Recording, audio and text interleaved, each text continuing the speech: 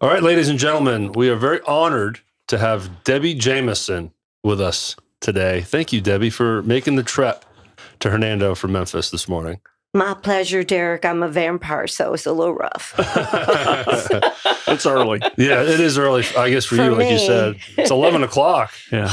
Early for me. You're just still old school, aren't you? Yes. Well, Not only is it early, it's freaking cold out there. Yes. it's really a snowstorm's on the way. Yeah, for context, we're recording on January 14th. Great Scott!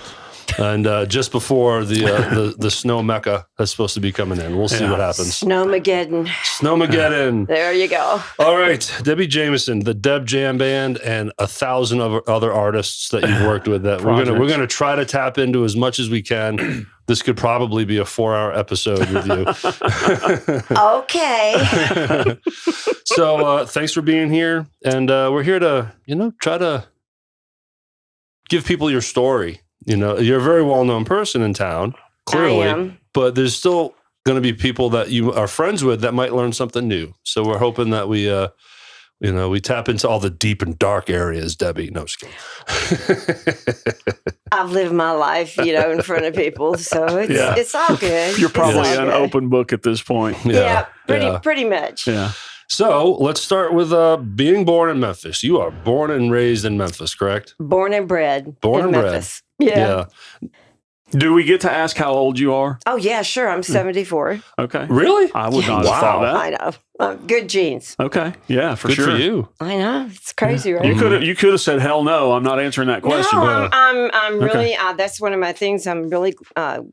I'm healthy, and I don't look my age. I can still sing. Yeah. So I'm really proud to be 74. Proud of the wrinkles, and want young ladies especially to know that they can, keep on going. They don't need to worry about their age. That's outstanding, and that's great because a lot of women will relate to that. I know. They'll get the face tucked and. Yeah. I mean, look at how old I look for 25. Stop it! Oh my God! No, I'm just kidding. Not that I'm, against anybody doing anything they want with the Botox and all that. It's just not for me. Yeah. I use Botox all the time. You do? Don't. I thought you were sexier this year. I was like, what happened to Jeff? Either he's using Botox or I'm on new drugs.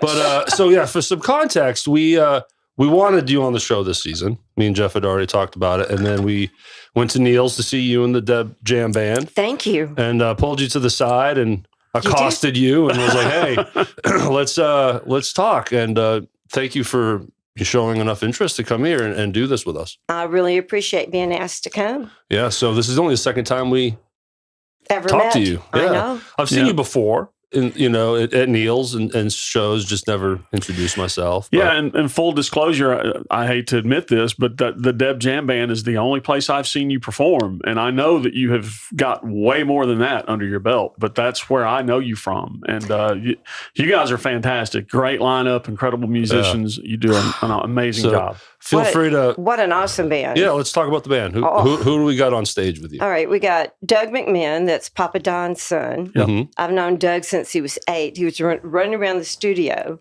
when I was singing with his dad. Yeah. We were doing like a, and they take songs and to promote stuff and put different lyrics in them for companies, for AV shows. Mm-hmm. So I was working with Papa Don. There's little Doug running around now. He's in my band. I love him. He plays with my friends Andy and Tracy McCullough, too. Oh, they're awesome. Roxy Love. Yeah, I What love color them. is his hair these days? Blue. Blue. Okay. Oh, funny, not to cut you off here, but we screwed his name up. I had to I called him Doug McGinn. Yeah. So next week I was like, sorry, Doug McMahon. His mama sang with John Mayall. My first session I ever did was with his mom, Dee. So Doug's from royalty as well. He's Memphis royalty for sure. Then we got Dave Smith on bass. Oh, yeah, I know that guy. Oh my God, he's Phenomenal. We hope to have him in here. He's booked. Yeah. He's awesome, and he's just on everybody. He plays on everybody's stuff in the studio. Yep. And then Gene Nunez, he's a transplant from New Orleans, but he was in like the Deborah DeJean band back in the day, and has played he plays multiple instruments and has his own home studio. Great guitar player. He does your tracks too, right? He does our tracks when we play. We use some tracks when we do our duos. Yeah. Nice. And then Jackie, her stage name, Jackie Diamond, but it's really Jackie Reddick. And she's a gospel Grammy Award winner. Oh, wow. And she's just fabulous. I mean, you heard her. And then Eric Stone. Yeah. Eric Stone is man. just fabulous, and he's so fun to work with. We have a lot of fun. Very powerful voice there. I've spoken to him as well, and that guy, man, what a singer! I know. He's amazing. I didn't know that you could get that much soul, and just digs deep, man, and brings it every time. And now we've got an additional player we're using, like at least a couple of weeks out of the month. Grady Henderson. They would call him the Velvet Teddy Bear. Yeah, I think he was playing the night we said hello to you. He's really good. A second guitar player. No, he's a sax player. Okay, that's not the guy we saw. Yeah, we saw a different guitar player the night that we came. It was a black guy. And your guitar player was on bass. That's right. Okay. I don't remember his name. Oh, Tony Gentry probably sat in with us. Yeah, he was great. And Dave, I guess, couldn't make it. I'm not sure Yeah. because the nights go by so fast. Yeah. But I have not seen the Velvet Teddy Bear. He's We need to get out and check him out. You got to ask Dave. Dave named him. Take you that. some of those CBD gummies there, Jeff. Shout out to Hempville CBD South Haven. Thank you so much. So it's Tuesday night. How long have you had that house show? 10 years. Wow. 10 years. 10 every years. Tuesday Every at Tuesday Neil's. at Neil's. And you guys start at 7. 6. You start at 6, and it's a duo when you with start. Jim, And then you bring everybody in at... about 7:30. Okay. Yeah. And then you play till about 10, 11? Yep. Yeah. 10. 10. She's Yeah. like, no, 10. 10. Done. We're professional musicians. It's not like clocking in and out on a regular job, but nobody wants to stay there late. Right. Yeah. Sure. No, I mean, you play your time. That's right. You know? Unless you want to give us the big bucks to pay over, play over. So, yeah. Sure. So if you're watching this and you happen to be under a rock for the past 10 years and you don't know anything about Neil's or these guys, get out and check them out because it's a good show. So Thank you. What location was Neil's at when you started? Was it the Midtown location or? Well, he's been out there over 10 years, so it was that location. But the current one now has been around that long? yes. Okay. The original Neil's was Mick Neil's. It was on Union across from the medical center. Okay. So that's where Jimmy and I first went to see him. And Was that the one that burned down? I don't know what happened. I think he just moved to the bigger place But the one in Midtown. But there was one that. Yeah, Madison and McLean. Okay. And it burnt down. I think some kitchen grease overheated. But I was there a lot too. Yeah. Did a lot of shows with. I worked with the Breaks, Pat and Suzanne Taylor. Okay. Doing some backgrounds with them and Jimmy, and did several shows here. Awesome. Well, from reading some of your bio and getting to know you at Neil's, in our official meeting, Brief time. You've been singing since birth, pretty much. I mean, from day one and all through school choir and everything. So let's talk about how you got started and some of your early stories and influences. Okay. I grew up in a musical family, and my cousins are the Blackwoods. Mm-hmm. So I know you've heard of them, surely. And I've sang on a bunch of their albums. So I had a background group with Jack Holder and Jimi Jamison, and we did all their I was a Blackwood sister. But I grew up in a musical family, did a lot of church singing and front porch singing, and my brother had a band early on. And I kind of tried to avoid music, actually, because I thought... You failed. I know. I looked around and I did fail. You failed miserably. Well done. When the Lord says you're going to do this, you're going to do it one way or another. Amen to that. Kicking or screaming or whatever, But I just saw that it could... in the music business, there's a lot of stuff that goes on. Oh, you think? I didn't want to be a part of. Mm-hmm. And I thought, oh, gosh. So now I'm a major in business. And then... people just kept asking me to sing in their bands, truly. Yeah. So I started about 18, doing it for money. Well, if that's all it takes, I've got a position open. I'd like for you to come and sing in my band. So but you sang through school choirs and stuff, right? I did, but I was very shy in high school, so I tried to avoid being heard in in a solo manner. I was going to ask you if you did solo stuff. No, you were just. Well, I just tried to hide. Don't pick me. Don't pick me. But we had an oral test one day, and you had to go up and sing. And my music teacher just kind of looked at me and said, "Why didn't you let me know you could sing?" I said, "Well, I thought everybody sang. I thought everybody's family was like mine. I didn't know any better." I'm the other side of that spectrum. Yeah. Yeah. But anyway, she took me on some music trips, like they have conventions. And what they do is it's a seminar for music teachers. And she'd take me because they could never guess, what I was, a soprano or an alto, or they do that. And I did all 4 of them. So okay. What is your core range? Well, it used to be about 4 octaves. Now it's about 3.5. Okay. But what are you, alto, soprano? Where? All those. You can cover it all. Yeah. Okay. I can do the boy part. Okay. Nice. A lot of times if we don't have a boy there, I'm the boy. So, and I have to say, because Jimmy and I sang, we worked together for 13 years before we had a date. Yeah. And he was the love of my life, and he liked the weird parts, and he liked to sing some bass if we'd let him sometimes. Okay. Because he really thought he could. He couldn't. Oh, shade. Well, Jimi Jamison, of course. Just on bass, So Jimi Jamison, of course, legendary, sang for Survivor, Target, God knows how many other people, but was your husband. Yes. So let's talk about how y'all met and how that came to be. We met when we were teenagers, and all of the musicians, because I hung out with a lot of musicians, we'd have softball games, touch football, just get together, and usually on Sundays, when everybody wasn't working. And so we met then just to, and then we started working together. And for Tanner mostly, but for Tanner mostly. And they had what they called a kiddie group then when we started, because their full-time group just couldn't handle all the work they had. So sad that it closed down, y'all. It was really a great place for musicians and singers and writers. But anyway, we worked there for 13 years together. And then before that, about 8 years or so into that, Jack Holder came and said, he wanted us to sing on, like a background group. Yeah. Like Rhodes, Chalmers, Rhodes. Now I'm going way old school on you. You got to look that one up. Oh, for sure. But they had all the session work in Nashville, and we pretty much had all the session work in Memphis for sing at Ardent. Okay.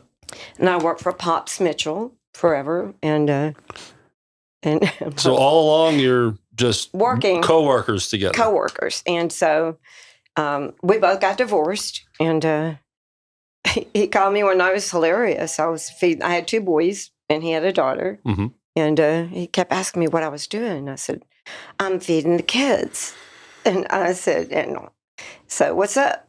I thought he was calling about a session. He goes, "Well, I just wondered what you were doing." I said, "Well, I'm feeding the kids. I'm kind of busy here, And he said, "Well, I cook dinner." And I said, "Oh, that's great, What is it?"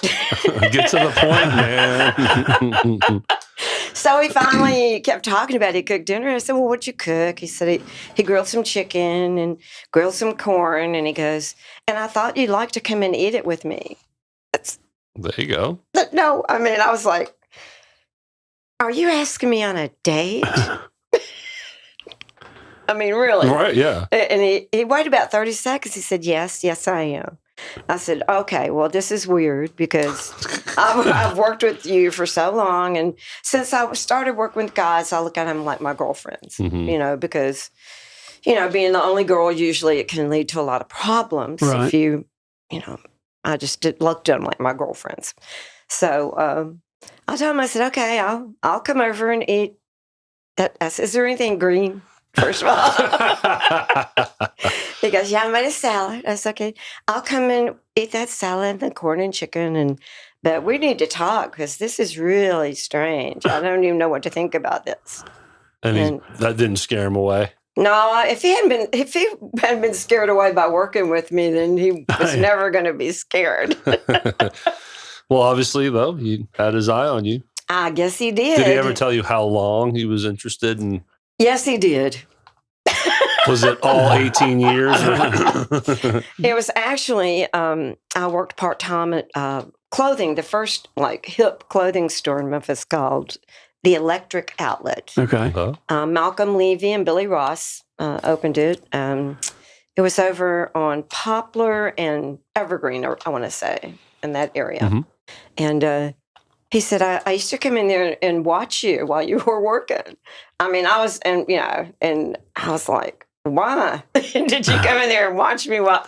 Because I'm a girl. Girls don't do this kind of thing. I mean, do boys do this? What you're telling us is he stalked you. Yeah, stalking. He stalked me before either one of us ever got married. And then life went on. And but yeah, and then we worked together so long, and we had a great working relationship. So, begs the question: how is his cooking? He can cook some things. What year was this that this meal took place? I'm going to put you on the spot. 1981. 81. Okay. I was eating Gerber food. Easy for me to say. Oh God, y'all are babies. That sounds like I got a mouthful of goober. I forget. Yeah, young chickens over here. Well, just way older than I am, but yeah. But at that point, when we actually did, it was just funny through the whole thing. He got that gig with Survivor, and he was out on the road. He called me and he said, "I'm not, I can't afford to pay my rent this month. Can I move in with you?" Wow. So I know. I was like, it went from grilled chicken. Well, no. This is a couple of years later. Kidding. We'd been dating. I don't know that we need to put that information out that worked, because there are musicians everywhere that are about to try and find somewhere to stay. What was he putting in his food? Be careful, ladies. He really couldn't afford to pay his rent. So I said, well, sure. We were in love by then. And he goes, and I can't come home and move. So could you get me moved out? I'm like, wow. Anything else I can do? Yeah, I should, yeah. So, no, I gathered up my girlfriends. And Sure. We went over and we moved him, and he came home, and, we got married in 1985. Wow. Okay. So by the time you got married, you were together, 4 or 5 years? Not about 4 years. About 4 years. Awesome. And by the time you're married, is he still, and I'm sorry for timeline, and his career too. Yes. Where was he in his career when y'all got married? He was in Survivor and on the road all the time. Yeah. So pretty much at the peak, or it was close to the peak of his career. Yes, absolutely. Yeah. Well, his peak was Survivor, right? Because then he had a solo career after that, right? He did, and he helped. He co-wrote the Baywatch theme. Yeah, that's right. Yeah, which was a real big deal. Yeah. And that's through Disney. So yeah, he went out to do a video for that, and he goes, "You know what they asked me to do?" And I said, "What?" He goes, "I had on my best boots. They wanted me to walk in the ocean in them." And he goes, "I'm not walking in the ocean and ruining my boots." Did they still make them? No, you can't make people do that. Yeah. If you're going to do that, get them some props. Are they going to make David Hasselhoff do that? Or they probably just give him the boots. Probably giving the boots, but these were Jimmy's boots. Yeah. So Target, though, I hear Target all the time. Was before Survivor? Correct. My favorite band. So he was in, were you guys dating through Target? No, or was that pre? We were just friends. Okay. Just friends. Okay. And then, what a great band. They should have just recorded them live. Yeah. Great band. Yeah. Bass player from Almost Famous. Tommy Cathy. Yeah. There's some cool videos out there back in the day where he was wearing a suit and everything and wearing the bass super low like he still does. And had a killer bass solo just out there in the front stage playing in front of an arena of people. Great player, great writer, great producer. Yeah. Well, let's talk more about you then. Okay. All right. So while all of this is going on, you have tons of solo work or just work that you did with countless artists in town. I did. So how did that really start steamrolling for you? How did you get on everybody's radar to to want to work with you? I think it was through Tanner, and those were really seasoned musicians. And explain Tanner. Well, the William B. Tanner Company was what we call a jingle factory. Okay. And they did commercials and like radio IDs, the call letters. The sweepers and the jingles. Yes. Yeah. And they do packages for radio stations of several different songs that promoted their station they would run. So, and they did the AV shows, which were huge for Westinghouse or any giant corporation. They put together a whole song. They changed the lyrics to them. I had to sing to a stove once at one of those. You'd be so nice to come home to. Crawling on the stove. I'm serious. Opening the door. I mean, it was, That's funny. Yeah, and Jimmy, we did those together too. We had to learn how to jitterbug. And but then Pops Mitchell started calling me. John Fry, of course, was a friend of mine, dear friend. I miss. He called me for sessions over at Ardent all the time. And then eventually I got, to where I was the one to call, and I'd bring 2 girls in with me and just do the background vocals. And this was before Jimmy and Jack and I got together. Okay. And they would just call me, and I worked with it's Reba Russell, but when Becky Russell came to town and came over to Tanner, it was a hard place to work. You had to be very fast. Yeah. Great schooling for a singer. I had to learn to sight sing, read intervals, because it just goes so fast. And they expect you to hit it take 1, right? Well, if not take 1, you better have it by take 3 or you're getting cussed at. Yeah. So, So when you say that Ardent was calling you to come in and do sessions, I'm assuming that's just for various artists that were coming through? Yeah, Mylon Lefevre, DeCarmo and Key, of course, who Tommy played with as well. And I didn't realize that. Yeah. Wow. And oh my gosh, just any artist. Amy Grant, I sang on Amy Grant's stuff. Awesome. Nice. A lot of people came through Ardent, and they would just need background. And to tell you the truth, this is terrible, but I've forgotten a lot of their names, because it was Steve Cropper called me over there to work with Yvonne Elliman, who was, I think she got her start in Jesus Christ Superstar. Okay. You remember that? And then she did that big hit record, If I Can't Have You. Yeah. That one. But Yvonne, I went over and should I tell these things on the show? Okay. Say whatever you want. Absolutely. I don't know where Yvonne was and where is right now. No, we're not friends. So anyway, Steve calls me over, and he says, I don't think we're going to do the session tonight. And I said, wow, what's up? He opens the studio door. There's Yvonne. She's passed out under the grand piano with some form of liquor in her hand. Like a big bottle. As most do. Right. And I was saying, well, all righty then, because I learned one thing. You cannot, I have a little wine when I do live gigs now, but you cannot drink or smoke or do any of that when you go to do studio sessions. Yeah. Unless, I guess, you're Jimi Hendrix or somebody like that. No, I'm lucky to be able to play completely sober. So if I do anything that alters anything, I'm in big trouble. Well, I'm a hired gun. I have to be fast and logical. And well, I have some names here. I Googled you. Oh, God. And there's a lot going on out there. Come to find out, there is a Debbie Jamison in Brentwood, Tennessee that is a marriage counselor.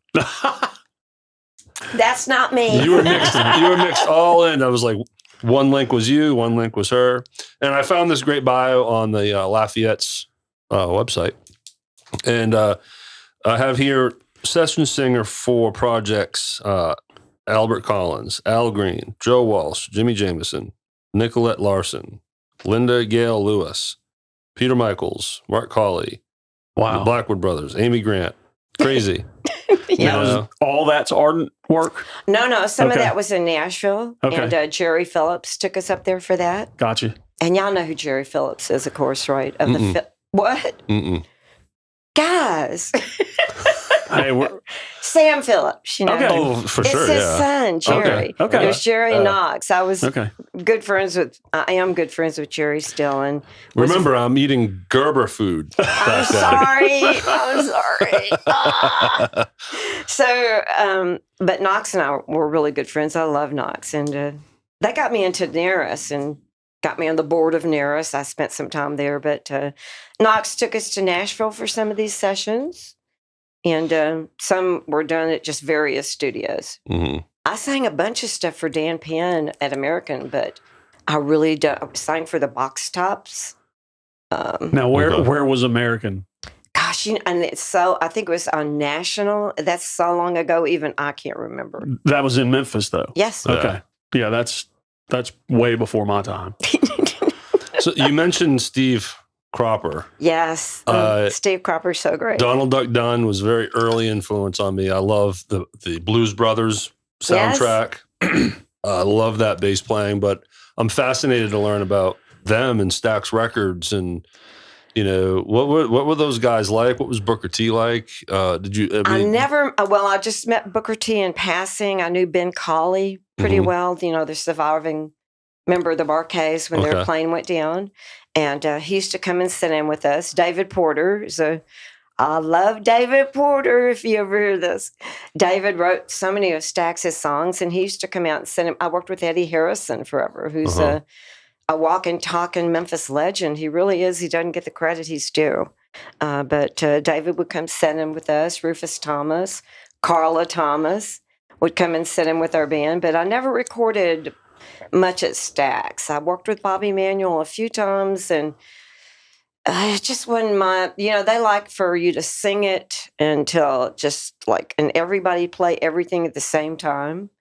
And that just wasn't my, I just wasn't into that. I mean, I'll put down a scratch vocal and then have the band cut it and then come back and do it, because you sing something 25 times. It takes all the soul out of it. My right? best taste is going to be your second or third, at least, or maybe the first. So, But did you hang out with Donald Duck Dunn at all? I did. All right, tell me some Duck Dunn stories. He was very short, like me. Did he always smoke a pipe? I never saw him smoke a pipe Because that was part of his look and his character. It was always out and passing at different events, So we never. I really got to know his niece better, and I've forgotten her name, but she played bass as well. And the Memphis Horns, I knew them really well. That played on all the Stax stuff. Why do they call him Duck? Where'd that come from? I have no idea. I really don't. I have no idea. Because it's funny. Donald Duck Dunn. Yeah. No one asks questions. Well, another name that you've mentioned a couple of times since you sat down that I want to talk about for a second, and of course we want to focus on you as much as we can, but Jack Holder. Oh my God. We can't interview Jack Holder because, no, you cannot. Rest in peace, he passed away years ago, and I only saw Jack play maybe 2 or 3 times, and I feel so robbed because I've heard so many amazing stories about him. So tell us a little bit about Jack and your experiences with him. Well, Jimmy was in Cobra with him, and Jack was just a phenomenal music genius. He played every instrument. He wrote. He was an engineer, and he did all the arranging when we sang together. And just a phenomenal person and a great engineer. Yeah. He was quirky. Yeah. A little quirky. Well, you know what? It seems like all the great ones are. They, but that's okay. You work around it when they're that good. As a matter of fact, it really broke my heart because Jack and I were just starting on a project. He called me. He had a bunch of great songs he wanted to record. He said, I just want to do something to turn Memphis on its head. And we had just started working on that project and sent each other a few songs. And then he got sick. Yeah. He had brain tumors, That's brain what happened. cancer. Yeah. Well, I've never heard anyone say anything different than what you just said. The guy was just an amazing musician and engineer. And of course, guitar is what he's really known for, but it sounds like he could do anything. Greg Redding is somebody y'all should interview as well. Hey, just give us some names and numbers. We will go Always after willing them. to take names. And Greg has a better memory than me. And he's I've known Greg. He started out in the Village Sound, and he was in Black Oak, Arkansas. Okay. had a group called the Hot Dogs. The Hot Dogs. Oh, yeah. But he's great, and he used to rock a B3. I mean, literally rock it, like Okay. And Rock a B3. I like that. yeah, and then Yes.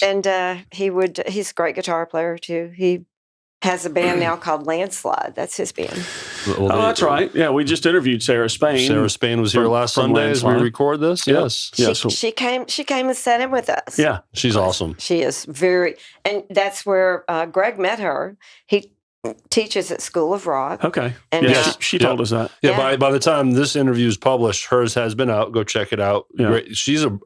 For a young lady, Oh, she's really a good. plethora of knowledge too. The history of music and bands and players and albums and songs. It was great. And being involved with a project like that with Greg and Davey Smith, Yeah. that can only help you. yeah, she Those was guys are delightful. phenomenal. She's awesome. Yeah. Everybody in that band is awesome. Yeah. Cool. And I can't say enough good things about them. Yeah. So we're talking about all of your session work and stuff, but when do you start having your own bands? When do you start creating your own, whether it's original or maybe some cover work? When does that start? for you? Phase 2 started, and Phase 2 was a phenomenal band. I got spoiled real early, shall we say. They were, I would call them a jazz funk fusion band. And what year-ish are we talking? we're talking 80s? We're talking 70s. 70s. Oh, okay. So while you're doing all the studio work, you're on the side also doing performing with your own bands. Okay, so Yes. let's talk about this band then. Well, okay, Phase 2, awesome. Rennie Gurley, who sang with Elvin Bishop as well. Her husband, I think she was married to Bill Slays at the time. He was the music director for Elvin. And but Rennie and I were really close. It was we were the lead singers. I think we were one of the very few bands in Memphis to have 2 girl lead singers. And then we had Steve Ross, whose little brother Mark is in the Royal Blues Band. Okay. So that's his little, Mark With was just, Jack Rowell? yes, Yes. Mark was just running around a little kid when I was working with big brother Steve, who was just a great keyboard player. And Sid Garwood played guitar. And Tom Leonardo, who's phenomenal jazz player, played with Tony Thomas Trio. Now he plays with the brunch thing at Lafayette's every. Okay. And I've forgotten the young man's name who runs that, but he's really good. And then William Murphy was on bass, and he was like, oh my God. He quit because he became a Seventh-day Adventist and couldn't work, I think from sundown Friday till sundown Saturday. But also when That'll put a damper on a musician. when Steve left the band, people like James Williams and Donald Brown played. If you Google those names, oh my, just great players. And then we had Charlie Rich had called Rennie and I and offered us a gig. And we were like, they fly on a private jet on the weekends, you make a bunch of money and you come home. And we were like, man, yeah, this sounds awesome, So we gave our notice to Phase 2 over in Little Rock, Arkansas. And the next night on the Country Music Awards or some show like that, he hits on Loretta Lynn right in front of the whole world on stage, the Country Music Awards. And of course, they put him into rehab. And They canceled him. And this is before canceling became a thing. They totally canceled him. That gig went out the window. We had signed no paperwork and had no band. No chance to go back? Well, no, not after how mad they got. No. So, no. But that was... Thanks a lot, Charlie Rich. And then I just said, I'm like, whatever, and so then Jerry Riley had a group called Second Helping, which was a phenomenal group as well. It had Sam and Rocky Beretta, Bill Marshall, who I'm sure you know. Yes. I always tell all those boys, I played with Bill before you did. If you have Bill's ear, try to get him in here. I've talked to him, and he said he wasn't going to do an interview. But Bill, I think I can get you in here. Just give me a chance. Well, give him time. He's such a great guy. Yeah, he is, and a phenomenal drummer. phenomenal drummer. I mean, I've never seen anybody take as good of a drum solo as Bill Marshall Yeah. in my life. So I worked with Second Helping, and then we worked so much, like we had a house gig at a place called the Cockpit. Now, don't let your minds go in the gutter now. It was near the airport. Sorry, I had to. It was near the airport, okay? And but after we were working 5 and 6 nights a week. I mean, it was just brutal. And at the end of a year, I just said, I just have to quit. I don't know what I'm gonna do, but I'm just going. And about that time, Rennie called me and says, "Hey, we're doing a live album with Elvin Bishop. We really need you to come out to California." And I was like, "Okay." Don't get canceled. Yeah. No, it did not. And I spent a full year on the road with them. Was that Raisins Hell? Raising Hell. Raisin Hell. Typo here. You've got to listen to that. There's some stuff you can find. We do It's Mickey Thomas and Tower of Power? yes. Wow. It was Amazing. It was Little known names there. Yeah. It was an amazing band, and I have to tell you though, I got introduced to a whole new world out there. Woo. Well, you want to California. elaborate on that? Well, guys, like they rented out the whole. He was also promoting his solo album at the time too. Hometown Boy Makes Good. Okay. And so, I mean, they rented out the whole first floor of the Beverly Hills Bank, and we've got 2 sold-out shows at the Roxy to do that night, and they pick us up in limos and Brinks armored trucks and take us to this pre-party. And there were people walking around with mirrors full of, lines on them. Oh, yeah. Yeah. And I'm like, baking soda. I'm like, no, thank you. No, thank you. And they're drinking. I'm like, no, thank you. I'll just have water. Thank you. And smoking. And like, no, So you didn't succumb to the... Oh, no, I'm working. Well, good for you. Good for you, though. I mean, that's great. That took, But some of the strength. Some of the people, I shall not name names, Sure. were doing all that. And I thought, gee, I wonder if they'll even be able to walk on stage. Sure. Not only did they walk on stage, they were just unbelievably awesome. Mm. I mean, Lydia Pence came and sat in with us. And I know you don't know her probably either. She was with a band called Cold Blood that was a big deal back in the day. So We do apologize for not knowing a lot of these names. No. I've been this type of genre. I've been pretty straight and narrow. I'm old. Yeah. So, no, I'm not saying you're old. I'm just saying. I am old. I don't mind. Yeah. No, but it's such a plethora of history that you bring. I mean, it's unreal. Because you know so many people. So, we were talking about, and Geraldo Rivera was at that party, by the way, along with... I'm sure he was diving straight into those mounds of cocaine. I'm just saying. I have a feeling. I'm not naming names. But there are a lot of people like that. I mean, one night, and we go out, most of the shows were up and down the California coast, and they had a flight called PSA. That's all they did. It was like a shuttle. And Mickey Thomas is one of the funniest people I've ever known. Oh, my God. They had whole episodes of the Beverly Hillbillies memorized, him and Fly, the bass player. And they would be on the plane and doing all the voices back and forth to each other of Ellie Mae and Jed. And I enjoyed the Beverly Hillbillies, but I didn't remember any of the episodes. I thought that was phenomenal. And they would just entertain us all. It was hilarious. Just really good guys. Yeah. So, gosh, there's so much to talk about. I mean, where else are we going after that? Well, I ended up at Robert Palmer's house one night. That's a good story. Nice. I didn't know. I mean, I just... Was he simply irresistible? Well... Did he have a bad case of loving you? He had a girlfriend or wife or whatever, so he was a girlfriend for me. Yeah. But he was really nice, but I was ready to go home. It's like 4 a.m. It's like, I'm done. I'm like, could you just give me your address? I'm going to call a cab now. So. They didn't have Uber back then? No, they didn't. No Uber. No Uber. No, nothing like that. Not even cell phones. Yeah. Oh, yeah. It must have made things so much more fun. because it was less distraction. Well, you certainly couldn't be videoed and end up on YouTube. Yeah, you can be more anonymous and do all kinds of stupid crap and not get caught. I'm grateful that there weren't cell phones for part of my life. Sure. Younger years. I understand. Yeah. Because now everybody takes a picture of everything.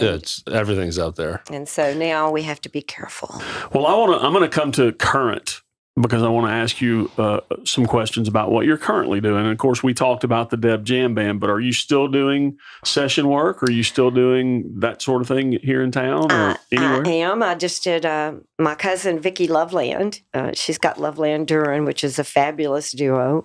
Van Duren, if you don't know about him, they just did a whole documentary on him. Some guys from Australia. And so he's great, and she's great. But Vicki and I sang backgrounds on some of his original stuff, on Steve Winger's stuff. And I'm trying to write and finish. I've got a lot of my own original songs that right now I'm working on 2 jingles. So it's like, it kind of like robs me. Robbing Peter to pay Paul. But anyway, I'm trying to get some of my original songs kind of mapped out and then, kind of jam on them. And hopefully in the next year, get them down in the studio. I would say you know enough musicians to help you out. You should be able to make that happen. Yeah. Yes. And yeah. And there was a night that Derek and I went to Lafayette's with our good friend, Mark Goodman. Mark, and I met Mark. Mark was an engineer. I'm so glad you brought up Mark. Me too. I want to talk about Mark, please. And that night you were in another band that was playing that night, and that was the Memphis All-Stars? Uh-huh. Okay, yes. So are you still doing that? Well, the Memphis, sometimes we still do that, but that's Greg Redding's band again. Okay. Mm-hmm. So it's kind of run the gamut. Robert, the keyboard player, has had some vocal issues. Okay. And he's already blind, God bless him. Beautiful, beautiful band. You guys were amazing. That is the only time that I've seen that band. And I hate that because you were incredible. Thank you. I thought they were too, and I was just I booked them there so I could go and play with them. Sure, good move. There you go. Good move. You got to do what you got to do. I cheated just a little bit because So now we can segue into Mark Goodman. Yeah, Mark fucking Goodman. We love him. I loved that man. Funniest guy I probably ever met. Me and Jeff was, I met him through Jeff. I forget how you met him, but we did some light studio work with him, but he just became a good friend. We'd meet for lunch, hang out. And I always wished that I wrote down all his one-liners he'd always just push out there, because after he passed, I'm like, I wish I had all of everything I heard documented. But God knows how many jokes that man told. But he was just a sweetheart. Amazing. Tell us more about Mark and give us context on his like what made him what he did here locally, because he's a Grammy Award winner. Yes. In the gospel category. Engineering. Right? He engineered Earth, Wind, and Fire and just all kinds of major people. But please, if you don't mind. Don't mind a bit. Spoil us with some Mark Goodman talk. Well, he started at Tanner, which, there you have to learn fast. And that's when they had the big reel-to-reels. There was no Pro Tools or anything. And those engineers learned to punch and pull. That's really, really hard on that kind of format. So he became quite wonderful. And he was hilarious. Jimmy was hilarious. He and Jimmy were best friends. And how did we not know that? Yeah. Because it just never came up when we were talking to him. It gets hard to work around people like that because you start laughing so hard, you get delirious. Yeah. And you have to think somber thoughts, to even be around him. But Mark is just he was a really beautiful guy. And, he passed away right in front of me on Neil's stage. Yeah. And was it at a Deb Jam Band show? I was setting up. And we were the only ones there besides staff and a couple of the regulars. And yeah, it was so sad to hear that.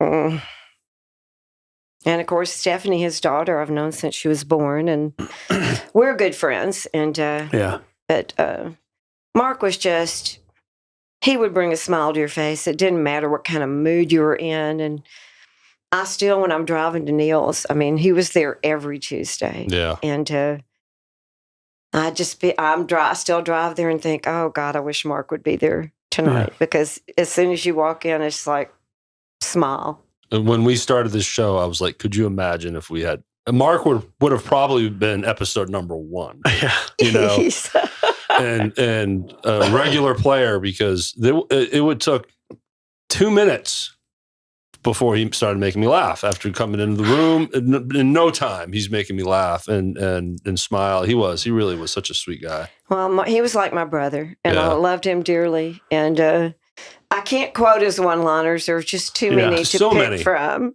So many. But he did tell me a secret, and I'm going to pull it back. Jimmy got an XKE Jag. I got a what? An XKE Jaguar. Okay. Like white with a black convertible top and the big 12-cylinder. Yep. So we had been doing a session at Tanner one night, and I left, and I was, and Mark was engineering that night. I left and went home, and then I heard the next day that his car caught on fire. Yeah, Dang. I'm sorry, I don't mean to laugh. But Mark and I were talking about that. I said, well, how in the world, what happened that his car caught on fire? And he said, well, we were up there talking about you and how he was going to ask you out. And I was like, what? What? Was this a whole conspiracy thing? Did you coach him or what? He goes, yes, I did. So I'm like, okay, because Jimmy was real shy too. He wasn't really? Yes, very, very. He had no problem being out on front. He had to get an alternate. He got an alternate personality to do that. Yeah. Had to turn it on, turn it off. Well, sometimes couldn't turn it off. Probably. Yeah. Well, I always wanted to meet Jimmy. And I don't know if you saw the episode we interviewed Pete Mandillo. I have not seen it, but Pete is a dear friend of mine. Go back and look it up and watch it because Pete told great stories about Jimmy. Oh, God. And, you want to hear a funny one? Tell me. So he gets the opportunity to audition. Was it for Jimmy solo or Survivor? I'm pretty sure it was solo. Okay. So he has this audition lined up to audition for Jimmy, right? So he shows up and he's not there yet. They're just kind of getting together and they're setting up and he's nervous.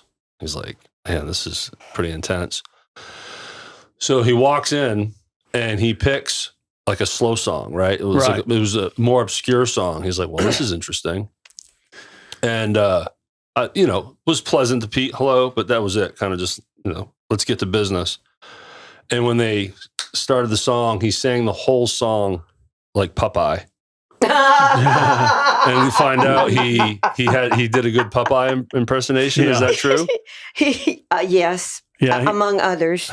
And he said that just made it so loose, and he was such a nice guy, and that he got the gig, helped Pete relax, to be able to play the gig. Yeah, and he got the job and everything, and that set the tone. That kind of just loosened everything up and made it comfortable for him. Well, that's how really he got me, because he made me laugh even when I was really mad and was ready to just, hey, mm-hmm. he would do something really silly and goofy. I mean, and just he was very, very funny.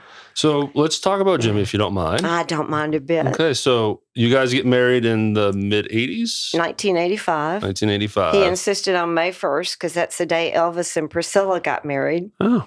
Look at that. Big Elvis fan. Okay. Yeah. A lot of people are. Yep. I think. Especially in this area. One of Jimmy's idols, and who wouldn't be? Mm-hmm. Elvis was great. He didn't get the appreciation here he deserved till after he died. Sure.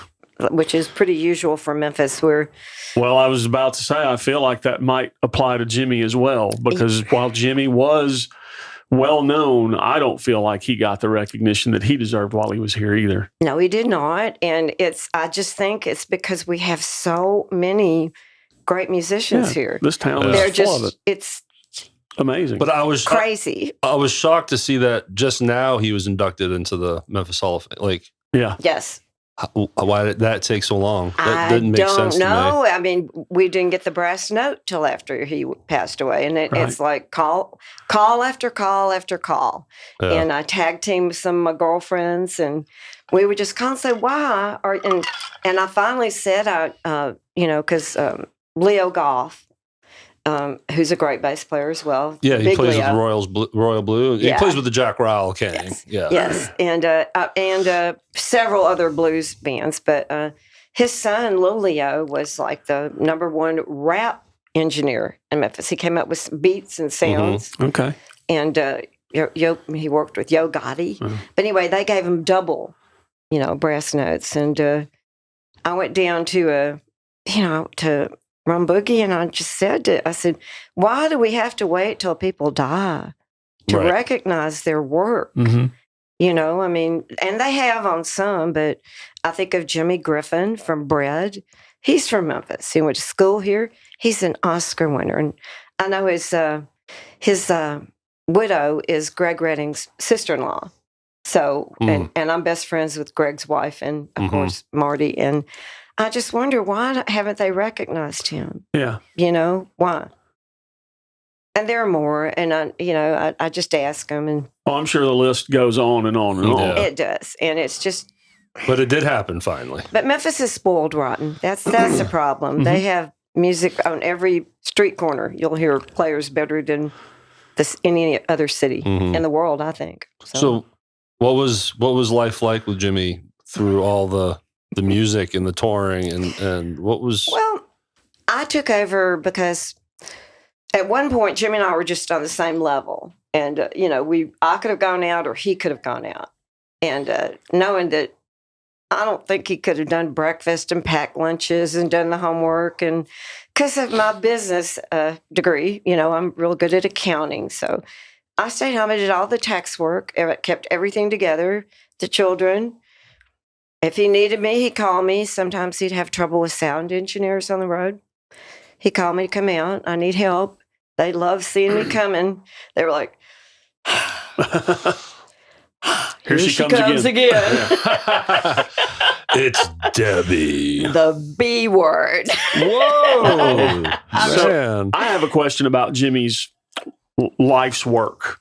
Oh, goodness. Did he have something that he felt was his best work? Because I know what I've heard and what I feel like was the pinnacle of Jimi Jamison. What did Jimi Jamison think was the pinnacle of Jimi He was Jamison? always searching for that next P. Never settled. Never settled. Never said, "Hey, that's the best I got." Or No. he just kept reaching. Yes. He didn't look backwards and appreciate one moment more than the other. I think Was he prouder of certain moments in retrospect? I think he really enjoyed when they had the symphony orchestra, Oh, that's cool. and he got to do some of the more intricate songs with an orchestra. Sure. And he actually did something with the orchestra here, doing an Elvis thing with them once, which he really did all the Elvis moves and everything. But I have to tell you, Jimmy really liked being home with his family. He loved his family. He loved sports. I can't tell you how many broken objects were in the den. He played football in high school. Okay. He hurt his knee real bad too. He had to wear a knee brace for the rest of his life. I mean, Okay. you'd didn't never know know that. Yeah. Yeah. Because he that knee just always gave him trouble. But he just loved music and he loved writing it. And he'd get me up we had a little home studio. 2 a.m. I've been up with the babies all day in the school, and Debbie, you got to get up, come do this part. We got to do it now, And I'd run out there. The kids named it the Daddy-O. The Daddy-O. The Daddy-O. Like, He's probably responsible for selling more pairs of parachute pants than any other musician. More than MC Hammer? There's a video of him. I can't remember what song it is, but he's wearing red parachute pants on stage. Yeah. And I believe that's probably the reason I own And the this is pair. before MC Hammer? Oh, yeah. Wow. Yeah, this he was a trendsetter. What year? That had to have been late. oh my A Lord. trailblazer. 86, 87, my guess is. Yeah. 80, something like that. But So, all of us make bad choices sometimes. At the time, that was a great I mean, choice. That was popular. Everybody loved it. Some of the greatest things I have, he bought for me.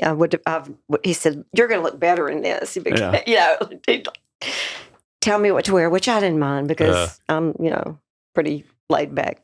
What was his tour schedule like? Would he be gone for weeks and months? Or? Yeah. Oh, yeah. Oh yeah. Yeah. Didn't he do a lot of Japan? Yes, Yeah. I went to Japan with him twice, which Okay. was really fun. The last time we went, I was 7 months pregnant with our daughter. Wow. When they lost my luggage. Oh, man. They lose the pregnant woman's luggage In Japan. in Japan. That's gotta be fun. Luckily, I had on a blue jean jumper and just borrowed Jimmy's T-shirts. But that was a trip. Oh my God, that was so Was fun. that Survivor? That was a sort of. No, it was Jimmy's Survivor, which they had a whole war about, for 10 years. I got The whole name, legal name, ownership type. And then Yeah. Bobby Kimball as bringing his Toto, which they were playing at the naval base over there in northern Japan. Okay. And I love Japan. It was really, really cool. There are no homeless people in Japan. I did not know that. Oh. Yeah. I learn something new every day. Interesting. There's not a whole lot of that going on here. What are you Oh, talking please. Are you kidding? Oh, my. But yeah, he was, and he was always funny. He was always sweet. He had the biggest heart, but Bobby Kimball was just a character, When we went to leave, and the tour manager was so nice, Bobby went to every room and got all the little liquor, the little shot or whatever things they've been. He got all the liquor in every room and brought it on the bus. Nice. And here comes no. Smart man. Here comes the tour manager. Okay, who took it? We have to put it back because I'm not paying for it. Sure, yeah, we had to do that. But And whoever wants to return all the pillows and the robes, what's going on here? well, they didn't take the pillows and robes, but they charge you for those too. Yeah, for sure. Any like hoot level trashings of rooms? No. No Motley Crue style stuff going on. No, they weren't that. No, Because they wanted to make money. Those boys must have gotten pretty wild out there. I do have to tell you about a little part of my career that we've never mentioned. Go for it. When I was really young, like 17, 18, we got a little group together and a little group of like hippies and outlaws. Mm-hmm. And we got a production company called Razzle Dazzle Production. We pooled our money as a co-op.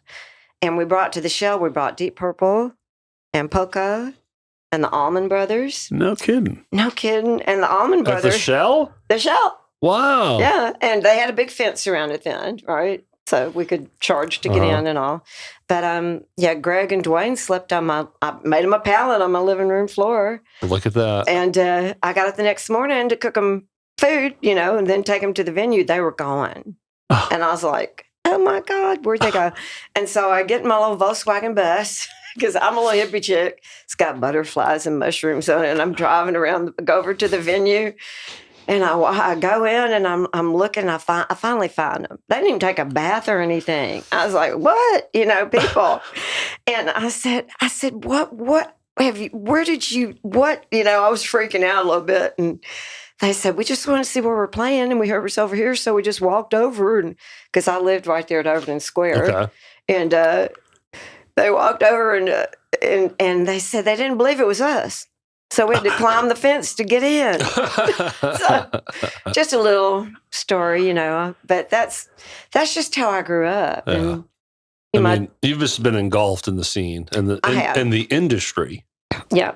All your life. And my dad was a golf pro. I spent the first 5 years of my life on the PGA Tour. Wow.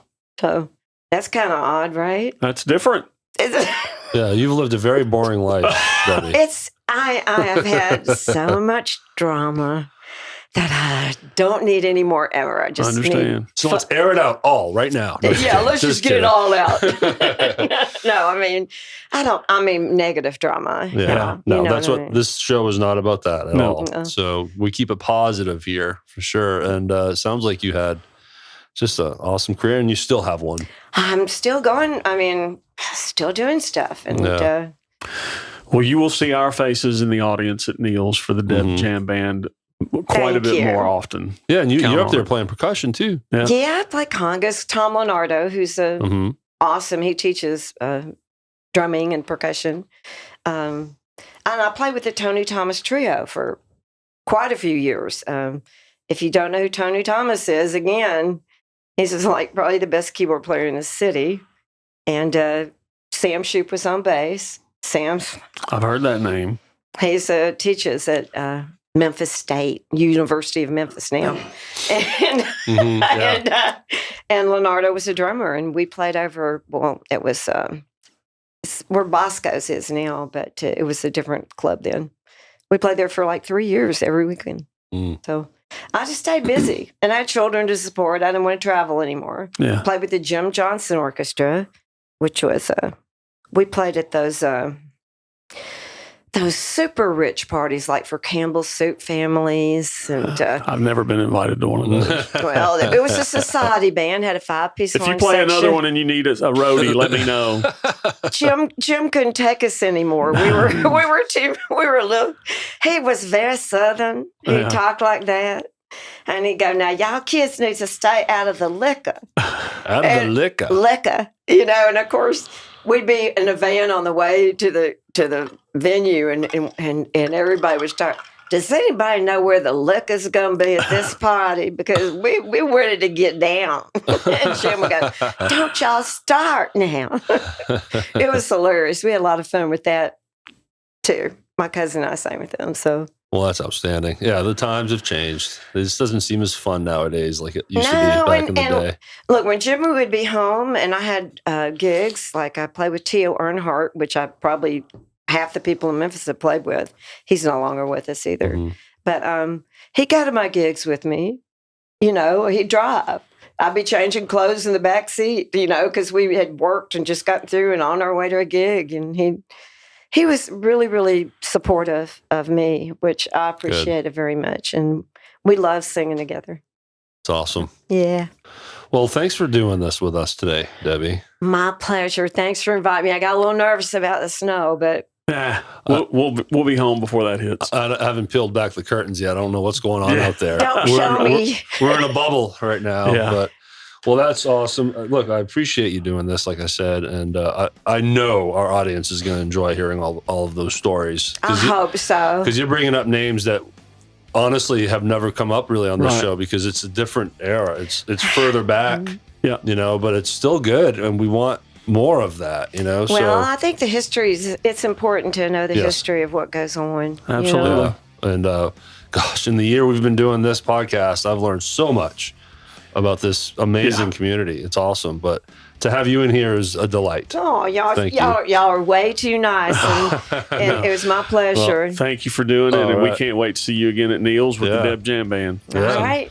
And thank you, audience, for hanging out. I hope you enjoyed that awesome discussion and talk and interview with Debbie. Also, go patronize our title sponsor, if you could. hempvillecbd.com. At checkout, TRS20 is your promo code. That will get you 20% off at checkout. Also, talk about our band sponsors. Yeah, man. Jeff. Thank you, Area 51, Sean Few, and Seeing Red. You guys are amazing. We appreciate your support. And follow us on Facebook and Instagram at The Rhythm Section Pod. Yes, and therhythmsectionpod.com is your one-stop shop for everything we do. But the last thing we must say, people, is get off your butt and go out and see a band. Support local music. Tuesday nights, the Deb Jam Band, Neil's, every Tuesday for 10 years. You will not be disappointed. Go check them out. Check it out. All right, y'all. Thank you so much. Have a great day. See you next time. Thank you, guys.